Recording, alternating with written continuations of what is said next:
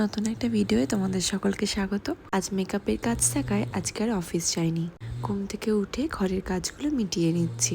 আগের দিন যে লাবণী বৌদিকে সাজিয়েছিলাম আজকে ওখানেই সাজানো রয়েছে। ঘরের কয়েকটা কাজ মিটিয়ে নেবার পরে মেকআপের ব্যাগটা গুছিয়ে রাখবো। এখন না আগের মতো আগে থেকে মেকআপের ব্যাগটা গুছিয়ে উঠতে পারি না। যখন কাজ থাকে তার আগেই গোছাতে হয়, কারণ প্রতিদিন তো অফিস যাই। তাও চেষ্টা করি টুকটুক করে একটু করে গুছিয়ে রাখার, যাতে দিনের দিন প্রেশার না পড়ে।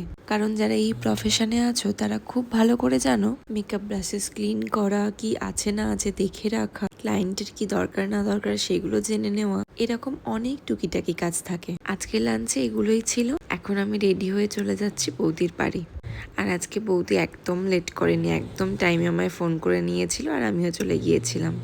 জানো তো বৌদিরা না আগে বিদেশে থাকতো, বেশ অনেকগুলো দেশে ওরা অনেকগুলো বছর কাটিয়ে এসেছে। আজকে সেগুলো নিয়েই গল্প করছিল আর আমার বেশ ভালো লাগছিল শুনতে। আজকের মেকআপের কাজটা গল্প করতে করতে বেশ তাড়াতাড়ি হয়ে গিয়েছিল।